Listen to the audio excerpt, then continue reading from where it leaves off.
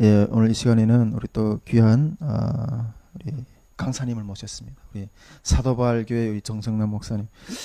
저는 우리 주변에 이렇게 많은 목사님들이 있지만은 우리 또 탈북 목사님들도 있지만은 그 중에서도 우리 정성남 목사님이 뭐 아주 평범하게 보이지만은 근데 이 정성남 목사님하고 좀 교제한 지 몇 년 되는 것 같은데 보면 이렇게 주님의 음성을 아주 이렇게 민감하게 이렇게 들으려고 하고 그것을 따라서 순종하며 살려고 하는 그런 모습들이 늘 보이더라고요. 그래서 참 귀하다. 이 시대 가운데 특별히 우리 탈북민 목회자들 가운데 쉽지 않은 어떤 그런 신앙의 어떤 모습들인데 귀하다 어떤 그런 마음을 늘 가지고 있습니다. 그래서 참 이 우리 정승남 목사님을 통해서 하나님이 역사하신 그런 이야기들을 좀 이렇게 듣고 싶은데 이제 제가 9월 말경에 이제 독일에 갔다 오게 되는 2주 동안 이렇게 비게 되거든요. 근데 그때도 우리 정승남 목사님이 이렇게 말씀을 해서 그래서 우리 세 편이 나갑니다. 우리 정성남 목사님의 이 귀한 하나님 음성을 따라가면서 사는 어떤 그런 놀라운 구원의 역사 그런 간증이 세 편이 나가는데 놓치지 마시고 아주 큰 은혜가 될 것으로 믿습니다. 예, 이 시간 우리 정성남 목사님 나올 때 우리 하나님께 영광의 박수 올려드리면서 같이 맞이하겠습니다.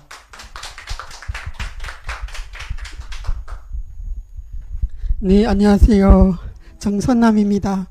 저는 저기 인천에서 사도바울 교회라고 개척을 하여서 지금 5년차 됩니다. 하나님께서 이 자리를 통하여 또 그 다윗의 물맷돌 성교회를 통하여 하나님께서 이루시고자 하는 그 북한 선교의 비전을 다 이루실 줄로 믿습니다. 또 이 자리를 통하여 하나님께서 여러분들에게 들려주시고자 하는 그러한 하나님께서 한 사람에게 나타내신 그 영적인 행적이 어떤 것인지를 조금이라도 볼 수 있는 그런 귀한 시간이 되길 바랍니다. 제가 이렇게 제가 찾은 하나님의 말씀을 읽어드리겠습니다. 욥기 33장 15절에 보면은 하나님은 사람이 밤에 깊이 잠들 때에도 꿈과 환상 가운데서 말씀하시며 또 다니엘 8장 26절에 보시면 이미 말한 바 주야에 대한 환상은 확실하니 너는 그 환상을 간직하라. 이는 여러 날 후의 일임이라 하더라. 또한 사도행전 18장 9절에는 밤에 주께서 환상 가운데 바울에게 말씀하시되 두려워하지 말며 잠잠하지 말고 말하라. 이렇게 말씀을 하셨습니다. 제가 만난 하나님을 이 시간 얘기하려고 하는데 여러분들도 아시다시피 간증이란 제가 생각하는 간증은 나를 향한 하나님의 어떠한 그 역사가 있었는지를 나를 소개하는 그런 것이 아니라 하나님을 이 시간 드러내고 그분이 어떤 분이신지를 조금이라도 그 하나님의 말씀을 기준으로 해서 드러내고자 하는 그러한 시간이라고 생각을 합니다. 저는 북한 함경북도 회령시에서 살다가 1997년에 탈북했습니다. 중국에서 한 3년 동안 살다가 한국에 들어왔는데 제가 그 97년도 탈북할 때 북한의 상황은 여러분들이 그 시대를 많이 들어보셨겠지만 고난의 행군이라고 엄청 어려울 때였어요. 김일성이 94년도에 북한에서 돌아갔죠. 그리고 그 이후부터는 북한은 그야말로 세계적으로 고립 상황에 처했던 것 같아요. 그래서 그때부터는 국가가 공급하던 식량 배급이 전국적으로 단계적으로 그 중단이 되던 시기였어요. 그래서 제가 탈북할 때 97년도는 정말로 어려웠어요. 회령시 역전 앞이랑 나가면 진짜 죽어있는 그 사람이 시신이 있었어요. 그리고 또 시장에 나가도 그렇고 제가 회사를 다녔었는데 그때 제가 탈북한 것이 25살이었어요. 그래서 제가 다니던 회사에도 같이 다니던 자매가 아직 시집을 안 가고 혼자서 살았던 것 같은데 언젠가 보니까 시장에 나왔더라고요. 시장에 나와서 이 땅에 떨어진 옥수수가 떨어진 것이 있으면 그것을 이렇게 하나하나 줍더라고요. 그렇게 했는데 한 몇 달 지나선가 다시 안 보였어요. 그래서 왜 그랬는가? 그다음 그 회사 가니까 소식이 오는데 돌아갔다고, 죽어서 이렇게 장례를 치렀는데, 장례를 치르는 것도 그때는 개인도 가정도 힘들었고 또 회사도 힘들었어요. 왜냐하면 그런 것이, 그런 사람이 한두 명이 나오면 쉬운데 계속 나온단 말이에요. 한 주에도 몇 번씩 계속 그 장례를 그 회사가 치러야 되니까, 그야말로 그 사람을 죽으면 묻을 이 관을 준비하는 것도 그 좀 이렇게 점점 부담이 되어가는 그러한 시기였어요. 저는 이렇게 다행히도 저희 그 부모님들이 옛날에 그 간도 지방에서 중국의 그 지금 연변 조선족 자치주 그 지역에서 태어났어요. 저희 부모님들이. 그러다가 62년도에 북한에 왔었는데, 저희가 북한에서 탈북한 그 동기를 한마디로 말하자면, 먹을 것이 당장 없어서 그렇다기보다 제가 북한에서 사니까 탈북하기 한 몇 달 전인가 계속 이 머릿속에 느낌이 오는 거예요. 어떤 그 문장 같은 것이 느낌이 들어오는가. 이제 한 2년만 있으면 나도 여기서 죽겠구나 하는 그런 그 육감 같은 것이 딱 들어오더라고요. 저는 이렇게 탈북하기 전에 이미 저희 어머니가 중국에 친척들이 있어갖고 1년 전에 탈북했어요. 예, 몰래 도망강을 넘어갖고 탈북했고, 그런 다음에 소식이 끊긴 거예요. 그러니까 저는 아버지하고 제가 같이 살면서 당장 그 집에 있던 옥수수가 좀 있었는데 옥수수가 다 떨어진 거예요. 떨어지니까 집에 먹을 식량이 떨어지면 맨 먼저 하는 일이 뭐겠어요? 집에 있는 것을 벽시계부터 내다 파는 거예요. 시장에 갖고 나가서 벽시계에 또 뭘 이렇게 둥둥둥둥 판단 말이에요. 근데 파는데 한참 팔다 보면 다 팔고 팔 것이 없어져요. 그럼 어떻게 돼요? 도둑질 할 수도 없고 강도질 할 수도 없고, 회사는 다녀도 먹을 것도 돈도 줄 수 없단 말이에요. 그러니까 그때부터 저희 아버님이 시장에 나가서 잡화 장사를 했어요. 그러니까 열쇠 무슨 이런 그 여러 가지 잡화가 있잖아요. 그런 것들을 그 앉아서 그 도매를 해서 소매를 하는 거예요. 앉아서. 그래서 아버지가 그 일을 하니까 저도 아버지하고 옆에서 잡화 장사를 같이 했어요. 한 1년 동안을 그렇게 했었죠. 그런데 이 나가서 시장에 앉아서 장사를 하니까 어떤가? 오늘 이 물건을 팔면 그걸 갖고 그 판돈을 갖고 뭐를 해야 되는가? 오늘 먹을 그 식량을 사야 되는 거예요.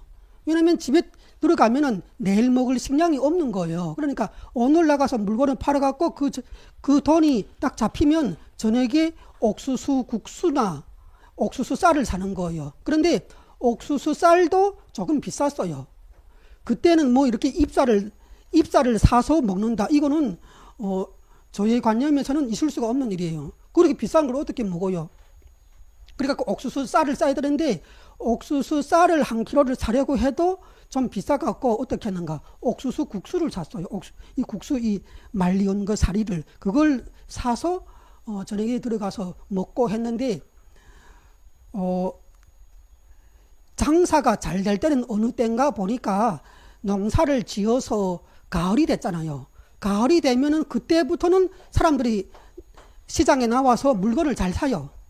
먹을 것이 일단 그 가을이 됐으니까 어느 정도 해결이 됐으니까 잘 물건을 산단 말이에요. 그런데 겨울이 지나고 한 4월, 5월 되면은 그때는 거의 죽어요. 물건을 이렇게 그 시장에 잡화 물건을 펴놓고 있어도 사는 사람이 하루에 한 서너 명이 와서 사요. 한두 개를 작은 거를 한두 개 사갖고 가서 어떻게 해요? 그렇게 힘들더라고요. 여러분들이 보리고개라는 말을 이렇게 어느 정도로 인식하는지 모르겠지만 저는 북한에서 오기 전에 1, 2년 전에 경험을 했어요. 보리고개. 그 옛날에 이렇게 교양서적에서 일제 때에 보리고개를 겪었다고 일제놈들이 그 학정 밑에서 우리 조선 백성들이 그렇게 겪었다는 얘기는 들어봤어요.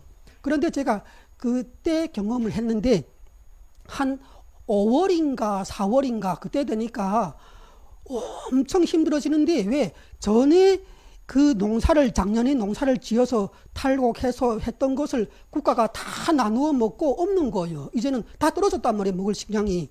개인도 가정도 국가도 다 떨어지고 그랬는데, 이제는 그러면 바랄 것이 뭔가, 땅에서 새로 돋아나는 풀이에요. 뭐 야채라도 빨리 돋아나면 좋겠는데, 그거조차 야채도 그 밭에다가 먼저 곡식을 안 심고 야채부터 심을 수는 없으니까, 그때는 야채도 없고, 또 밖에 나가서 풀도 한 5월달 되니까 아직 이렇게 작게 도달한 풀 뜯어 먹고서 연명한다는 것도 어려운 일이고, 그때가 바로 보리고개였던 거예요. 한 4월이나 5월이나. 그래서 그 주변 사람들이 그러더라고요. 이제 보리고개만 지나면 그러면 좀 이렇게 밭에 작물이 열매가 나와갖고 뜯어서 먹을 수 있다고 그러더라고요. 그런데 그 말이 뭔가 하면, 곡식 중에서 제일 먼저 나오는 것이 보리라고 해요. 그래서 보리고개를 하는 거예요. 빨리 이 작물 심은 것이 그 보리가 열매가 되어서 그걸 갖고 일단 먹어야 되는데, 그게 아직 보리가 익지 않았다는 거예요. 지금 심은 것이. 그 사이를 한 달인가 두 달인가를 넘기는 것이 너무 힘들었어요. 그래서 그렇게 하다 보니까 저에게는 형제가 6형제가 있었어요. 6형제, 남자 셋, 여자 셋으로 그렇게 됐었는데, 이렇게 큰 형님은, 저의 맨 큰 형님은 전문대를 졸업하고 최신소 그런 데서 일을 했어요. 그러다가 집에 놀러가 오느라고 증명서를 다 떼갖고 와야 되는데, 증명서를 떼지 않고 왔던 거예요. 집으로 이렇게 열차 타고 이렇게 왔단 말이에요. 근데 문제는 증명서를 떼기 싫어서 북한 사람들이 안 떼고 열차를 무단으로 타는 것이 아니라, 증명서를 떼달라 해도 안 떼준단 말이에요. 문제는 그 안전부에서, 경찰서에서 그거를 행정 발급을 해주는데, 그 사람들이 어떤 특정한 정말 피치 못할 그런 사정이, 그 관원상제라든가 그런 것이 제기되지 않은 이상 증명서를 안 떼줘요. 어디 집으로 갔다 와라, 어떻게 해라, 이렇게 이동의 자유가 없단 말이에요, 북한은. 그런데 저희 그 큰형님이 이렇게 집으로 오다가 차에서 단속이 됐어요. 경찰한테 단속돼서 어디를 갔는가, 함경북도 길주군에 그런 사람들을 단속해서 모으는 그 단련대가 있어요. 이 직결소라고 6개월 1년짜리 있는데, 거기에 들어가서 한 6개월인가 1년인가 저희 그 큰형님이 일을 했는데, 일을 하다가 또 일을 같이 하는 그 사람들끼리 그 팀장이요 반장을 정해갖고 이렇게 다 그 다스리는 구조인데, 맞은 거예요. 막 이렇게 그 반장한테 아마 이렇게 대항하고 말도 안 듣고 좀 그렇게. 왜냐면 저희 그때 그 큰형님이 한 28살인가 됐었거든요. 그러니까 혈기왕성하고 싸움도 잘해요. 그런데 그런 사람이 거기 들어갔다가 맞아갖고 막 이렇게 맞았는데, 한 6개월인가 지나갖고 정신병에 걸렸어요. 정신이 돌아버렸단 말이에요. 그래갖고 한 1년이 돼서 저희 그 집이 소식이 온 거예요. 이 아들이 지금 직결소에서 있는데 정신이 나갔다고, 빨리 와서 데려가라고. 그래갖고 저희 부모님인가 가서 데려왔잖아요. 그래서 저희 그 큰형님은 그렇게 하다가 결국은 정신이 안 좋아갖고, 또 이 식량 공급을 받지 못하고 먹을 것이 없고 그러다 보니까 돌아갔고, 그리고 또 저희 둘째 형님이 그 정권철이라고 있었는데, 이 형님은 저희 집에 이 쌀떡을 열어도 먹을 것도 없고 아무것도 없고, 또 이것을 해결할 만한 대책도 없고, 그래갖고 그런 상황이다 보니까 어느 날 겨울에 한 2월 달에, 북한의 2월 달은 한국의 2월 달이 아니에요. 엄청 추워요. 그런데 모자를 이렇게 동모를 꾹 눌러 쓰고 밖으로 나갔어요. 나가면서 뭐라 하는가, 자기 친구들이 길주에 있는데 거기 가서 살겠다고. 그리고 나갔어요. 그런 다음 다시는 소식이 없어요. 그래서 그냥 죽었다고 생각을 하고 있고, 또 저희 그 세 번째 누님이 있는데 그 누님은 북한에서 구두 공장인가 다녔어요. 그래서 구두 공장 다니다가 이 영양실종가 와갖고 그 다음에 한참 있다 보니까 결핵에 걸렸어요. 이렇게 결핵에 걸려갖고 시름시름 앓다가 탈북하기 또 몇 년 전에 돌아갔어요. 그리고 또 그렇게 하다 보니까 저희 형제는 3명인가 남았는데 큰 누나가 저기 그 지금 화대군인가에서 그 화대군이 그 저희 누님이 사는 집이었어요. 그래서 이 누님은 시집을 가서 그 조카들을 3명을 두고 살고 있는데 이 누님이 나중에 제가 탈북한 다음에 제가 이렇게 그 어디를 찾아오라고 주소랑 전화번호랑 다 주고 이렇게 탈북했었는데 그 누님이 이렇게 중국에 왔다가 막 이렇게 무슨 직장 같은 데서 일을 하다가 중국 경찰한테 붙잡혔어요. 누군가가 이렇게 그 고발한 거예요. 예. 고발해갖고 그 누님이 북한에 끌려나갔어요. 끌려나가갖고 감옥에 갔단 말이에요. 감옥에 이런 교도소 같은 그런데 형을 받고 들어갔던 것 같아요. 그런데 거기 들어가서 또 굶어서 돌아갔어요. 그래서 저희 그 형제는 6명이 됐다가 마지막에 한국에 들어온 것이 제 누님하고 저하고 저는 막내예요. 저는 막내고 6번째 제일 막내고 그리고 위로부터 둘째 누나가 살아서 왔어요. 그래서 아무튼 둘만 살아서 오게 됐어요. 그래서 제가 저희 그 형제들에 대해서 쭉 생각할 때마다 이런 생각을 해요.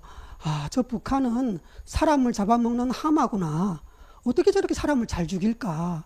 이 대한민국에서는 이렇게 그 사람이 미워갖고 죽으라 해도 안 죽는데 저기서는 왜 저렇게 잘 죽을까? 그런 생각을 아무튼 해본 적이 있는데 제가 그렇게 북한에서 그런 어려운 환경에서 살았는데 저희 어머님이 탈북을 해서 한 1년이 되니까 새벽에 갑자기 밖에서 대문 막 두드리는 소리가 들리는 거예요. 아니 중국에서 북한에서 내가 북한에서 살고 있는데 먼저 탈북을 했던 저희 어머님이 돌아온 거예요, 집에. 그래서 새벽에 이렇게 4시 그때 밖에 문 막 두드리는 소리가 나갖고 나가봤단 말이에요. 봤는데 저희 어머님이 들어오는 거예요. 근데 저희 어머님이 이렇게 저랑과 같이 살 때는 겉으로 보기에 한 60대가 돼 보였어요. 아니 그때 그렇게 우리가 살 때는 그렇게 돼 보였는데 그런데 아니 중국에 가서 한 1년 있다가 오니까 무슨 완전 한 10년 젊어 보이더라고요. 그리고 허리도 이렇게 쭉 펴 보이고 그래갖고 이렇게 아무튼 반가우면서도 이 주변에서 안단 말이에요. 행방불명 됐으니까 다 찾고 너희 엄마 어디 갔는가 막 이렇게 안전부에서도 그렇게 얘기하고 그런 상황이었는데 어머님이 갑자기 그렇게 들어오시니까 반갑기도 하지만 두려웠어요. 이거 신고당하면 어떻게 하나 했는데 저희 어머니가 이렇게 그 중국에서 살던 얘기를 쭉 하면서 자기가 시장에 가서 일을 했대요. 그러니까 중국에 가갖고 이런 그 재래시장 그런 데서 청소를 하는 일을 했대요. 그래서 한 달에 한 중국 돈 300원인가 받고 예. 그렇게 그러니까 그때 97년도 그때는 보통 그 정도로 받았어요. 예. 그래도 물가가 싸서. 예. 그때는 중국에서 양로첼 그 집에서 일을 하는 그 사람도 한 달에 한 300 받았어요. 그래서 그 얘기를 쭉 하면서 저희 어머님이 하는 얘기가 나는 이렇게 온 것이 너희가 여기서 잘 먹고 잘 살라고 도와주려고 온 것이 아니다. 가족을 데리러 왔다. 같이 가자고 그러는 거예요. 그래갖고 그 말을 하는 바람에 그 앉아서 듣던 저희 아버지 이렇게 몇 사람이 앉아 있었는데 그 말 듣자마자 한 10분 동안 망설이긴 했어요. 예, 왜냐하면 이 어머니 얘기 들으면 지금 따라가야 할 상황이니까 갑자기 나라를 떠나야 되니까 그 좀 이렇게 당혹스럽기도 했지만 그렇지만 아주 한 10분 동안 다 정리를 봤어요. 알았다고 같이 가자고. 예. 아버지도 예, 예, 예, 예. 그렇게 해갖고 저희 어머님이 이 배에다가 그 정통편 있잖아요. 중국의 정통편 그 알약이 있는데 예. 그런 알약들이 있는데 그것을 이렇게 그 배에다가 감춰갖고 온 거예요. 그래갖고 그날에 나가서 그거를 시장에 가서 다 도매를 해서 넘겨줬어요. 그리고 북한 돈이 이렇게 많아진 거예요.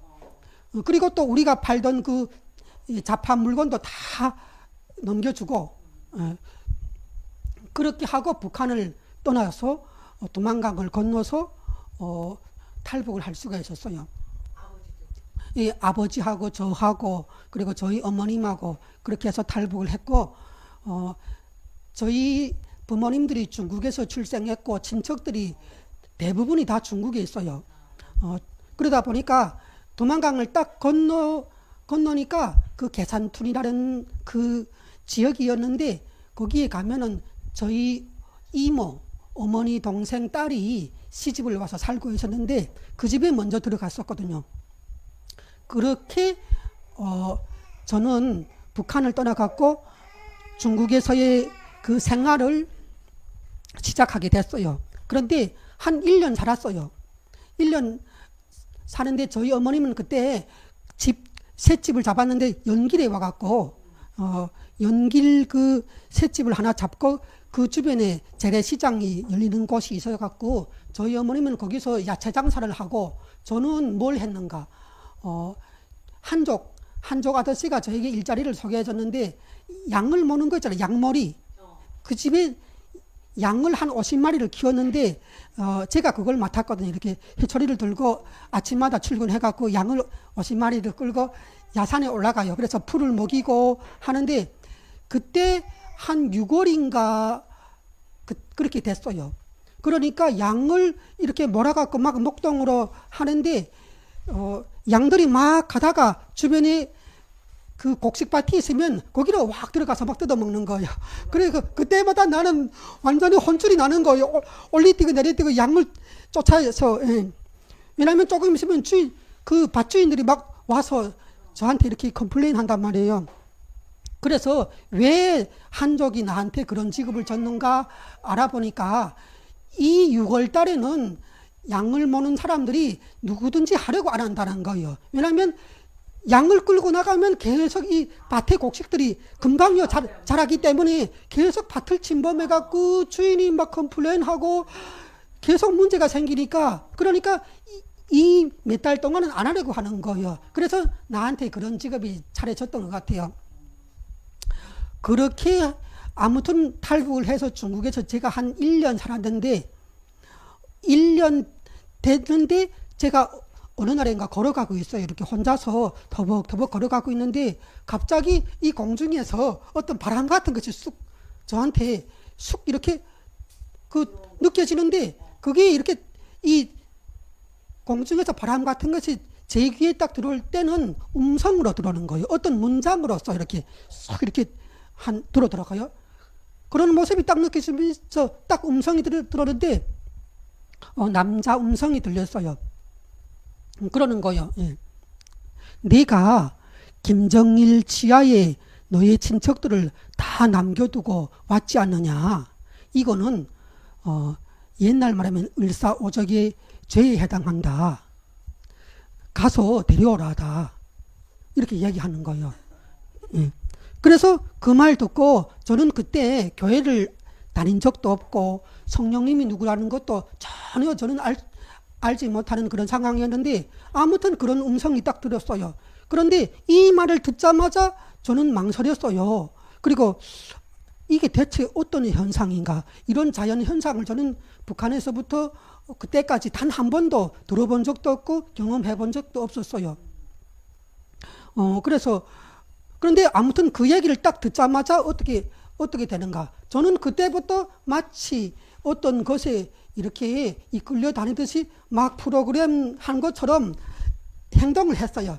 바로 집에 갔어요. 집에 가갖고 저희 부모님하고 얘기했어요.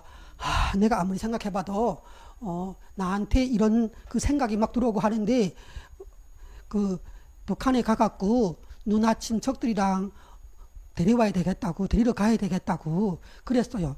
그러니까 저희 부모님이 그 말 듣고 완전 펄쩍 뛰는 거예요. 절대로 가지 말라고. 거기 어떤 곳인데 네가 아니 목숨을 각오하고 이렇게 걸고 도망강을 넘어서 여기를 와서 겨우 우리가 지금 안정돼서 그 식이주 문제를 어느 정도 해결받고 살고 있는데 거길 다시 간다는 게 말이 되냐고 저희 어머님이랑 막 그 막는 거예요. 그러면서 하는 말이 아니 6형제 중에서 다 죽고 아들이라는 건 너 하나밖에 안 남았는데 네가 거기 갔다가 잘못되고 그러면 우리는 너를 도울 수도 없고 뭐 이렇게 죽었다 해도 그냥 죽었는가 보다 그럴 수밖에 없고 그러니까 가면 절대 안 된다고 왜 개고생을 사서 하냐고 막 그러는 거예요. 그런데 이 음성을 들은 다음부터는 그게 그렇게 안 되는 거예요. 그대로 따라서 움직여야 되는 거예요. 그래서 안 된다고 나는 꼭 가야 된다고 김정은 지하에 우리 그 누나랑 친척들이랑 남겨놓고 오는 것은 을사오적의 죄에 해당하는 그런 거라고 얘기를 들었다고. 내가 바로 이한용 같은 그런 나쁜 사람이라고. 어떻게 그 김정은 지하에 내 사랑하는 친척들을 남겨두고 올 수 있는가고. 나는 꼭 가서 데려와 갖고 저 북한 땅을 텅텅 비우게 할 거라고. 그래갖고 그 다음날에 갔어요. 두만강을 건너서 예, 혼자서 갔어요. 예, 그래서 북한으로 가갖고 바로 그 이렇게 두만강 근처에 기차역이 있거든요. 그래서 기차를 타고 출발했는데 사람들이 그냥 꽉 차 있는 거예요. 예, 그냥 발 디딜 틈도 없어갖고 그렇게 차 있어갖고 지금 가는데 저한테는 증명서도 없고 차표도 없고 아무것도 없는 상황에서 그 삼봉인가 종성인가 거기서부터 어디까지 가야 되는가? 단천. 저희 둘째 누님이 단천에서 살았거든요. 그래갖고 먼저 누나 둘이 있는데 누나 2명을 그 데려오려고 마음 먹고 떠났어요. 그래서 가장 거리가 먼 거리에 있는 단천부터 들려갖고 그 누님하고 조카들을 데리고 그 다음 화대군에 가갖고 화대군에 가면 또 큰 아니 계획이 그렇다는 거예요.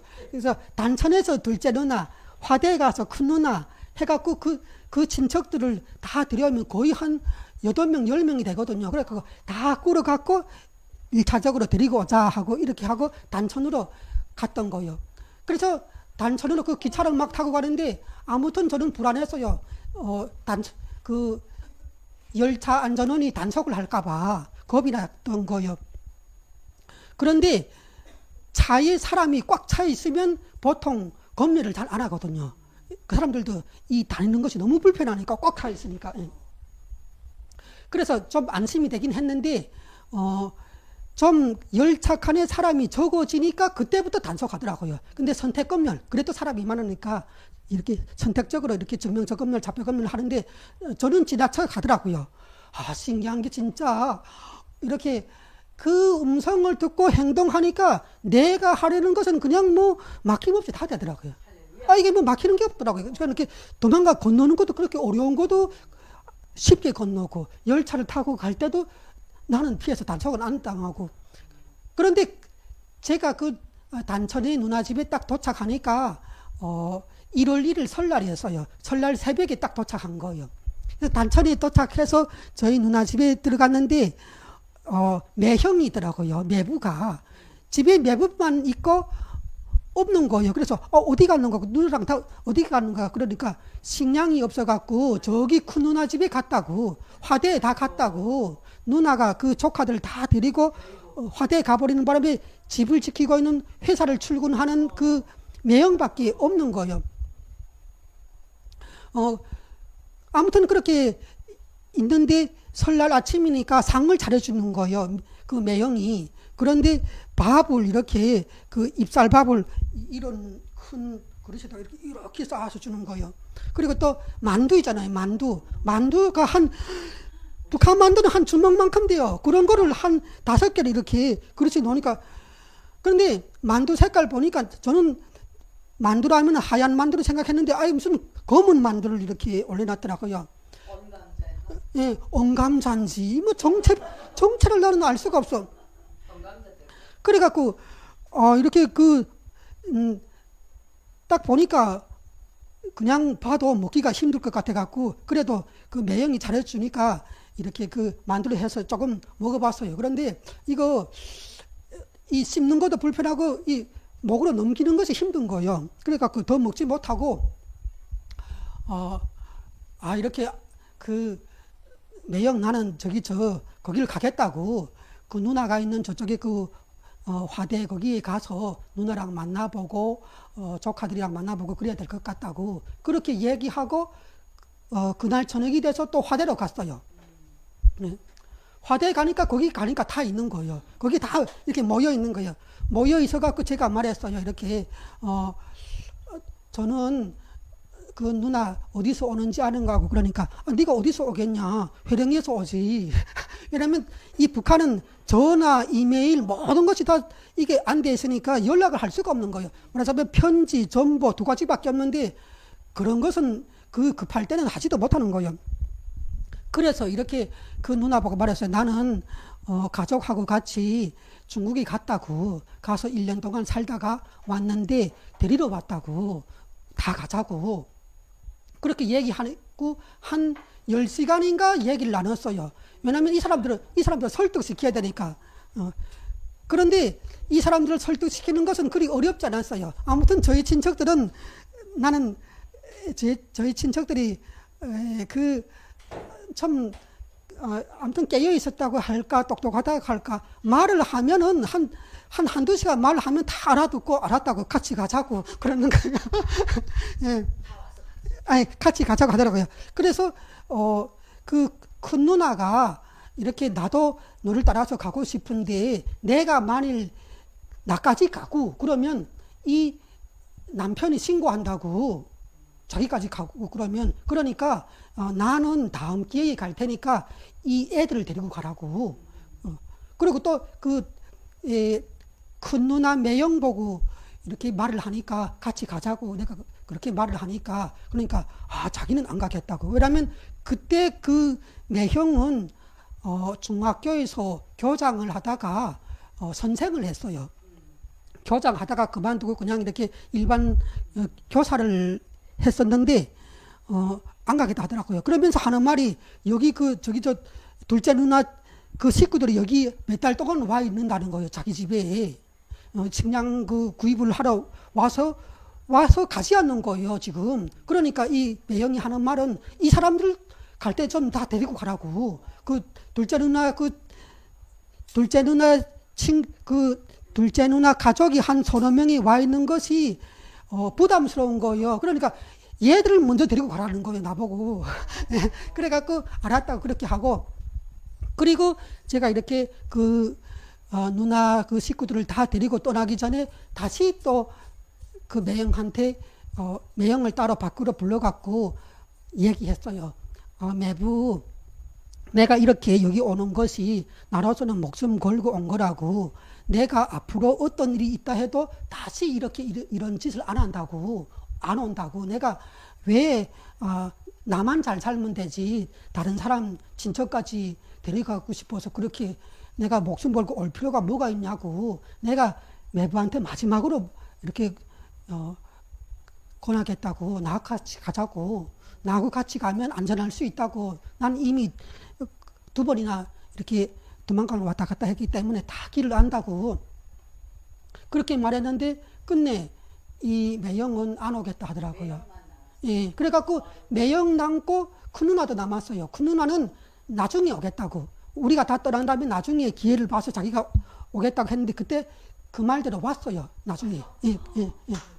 그런데 큰 누나가 나중에 왔다가 중국 경찰한테 붙잡혀갖고 북한에 북송이 돼서 감옥에서 굶어 죽은 거예요.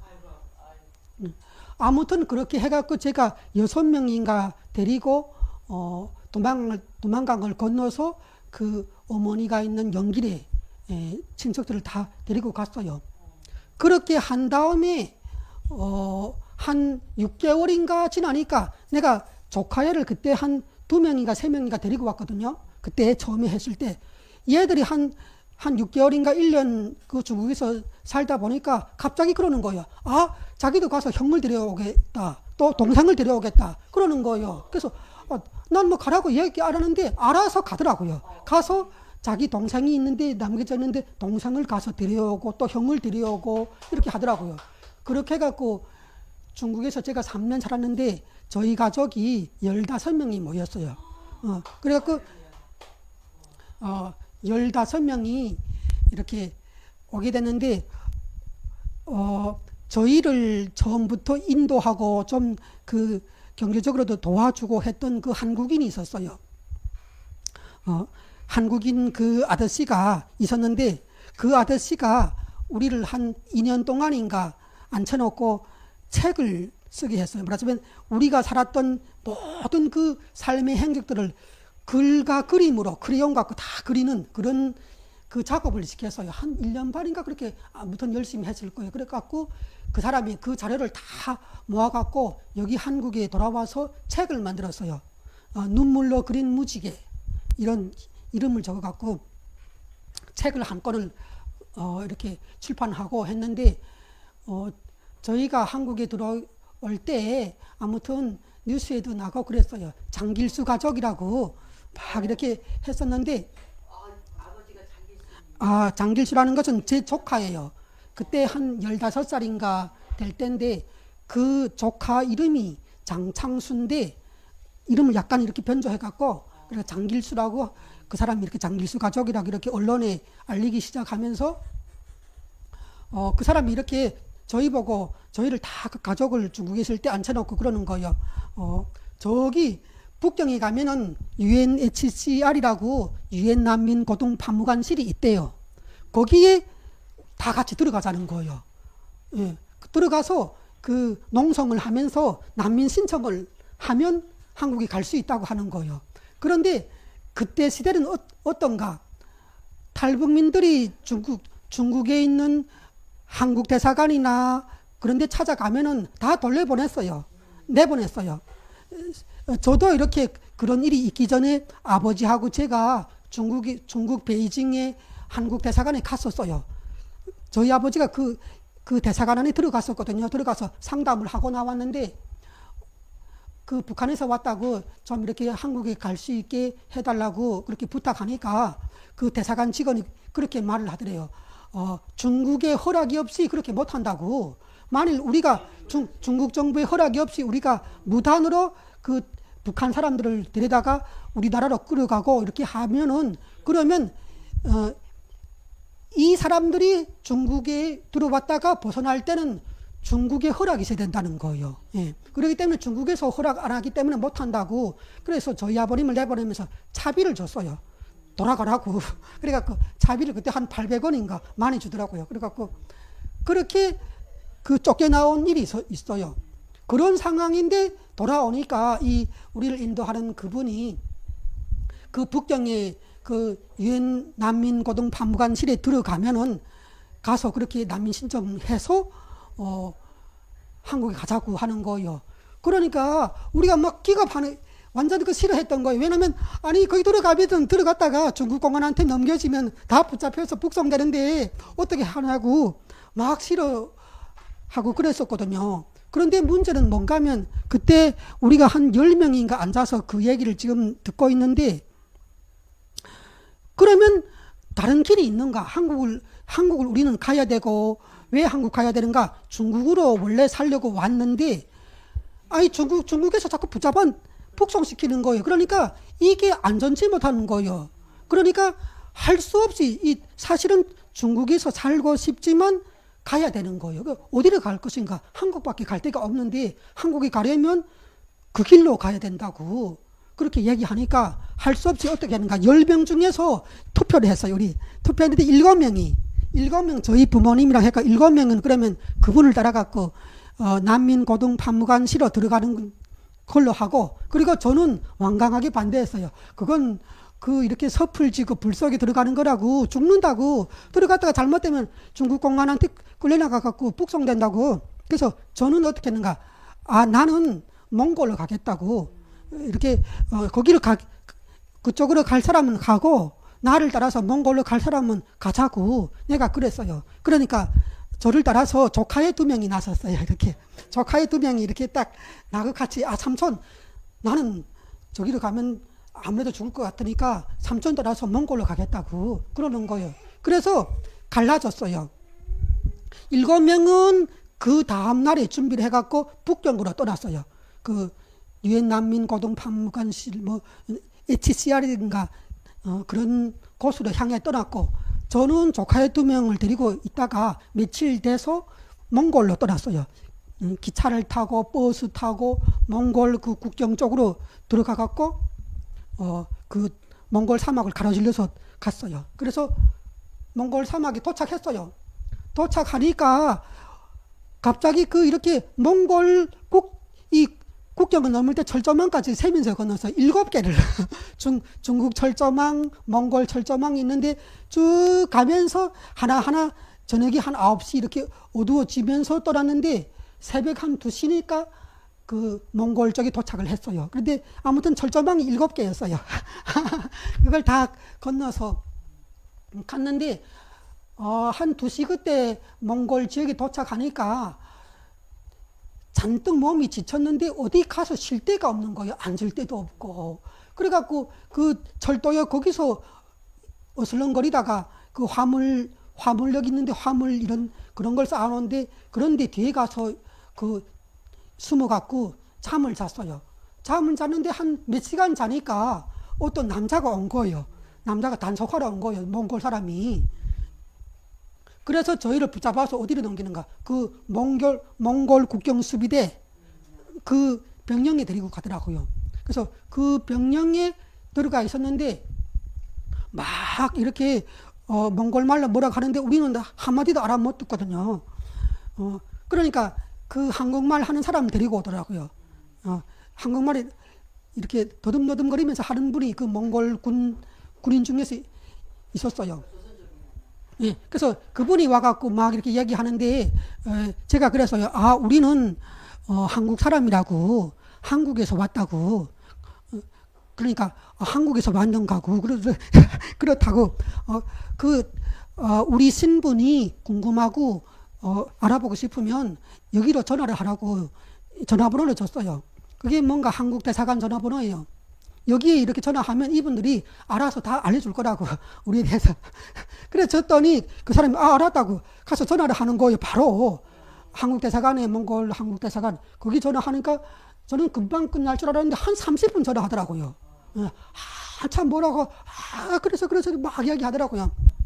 그러더니 딱 끊더니 나한테 와서 그런 거예요. 야, 너희는 참 운이 좋다고.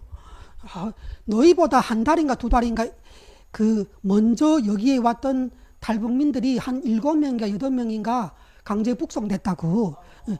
도로 이 중국 공안한테 넘겨줘서 바로 그 북한으로 나갔다고. 그런데 너희는 이 대사관에서 바로 데리고 오라고 해서 그래서 지금 이렇게 이제 저녁 8시가 되면 기차역에 갈 텐데 그 몽골 울란바타르 수도에 갈 거고 거기서 한국 대사관 사람들을 만나게 될 거라고 그러는 거예요. 그렇게 해서 한국 대사관에 또 왔어요. 한국 대사관에 오니까 또 우리를 심사를 하는 거예요. 앉혀놓고 심사하는데 하루가 딱 지나니까 그 호텔에 있었는데 호텔 TV를 딱 트니까 지금 그 이렇게 세계 방송에 완전히 막 뉴스에 막 나오는 거예요. 뭐가 나오는가? 지금 중국 베이징의 난민 고등 판무관실에 탈북민 7명이 진입을 했다고. 이 사람들이 난민 신청을 하려고 하는데 그런데 그 난민 신청을 중국 정부가 받아주기를 원한다고 시위를 하고 있다고. 그게 막 나오는 거예요. 그래서 우리가 딱 봤어요. 조카랑 딱 봤는데 저희 부모님들이랑 다 이렇게 지금 한창 거기서 이렇게 시위하고 이러는 모습이 보이는 거예요. 그래서 이렇게 그 한국 대사관 직원이 와 있을 때 제가 그랬죠. 저기 우리 친척이라고 같이 떠났는데 우리가 이렇게 생각이 달라갖고 갈라졌다고. 저분이 저희 부모님이고 제 조카들이라고 얘기했거든요.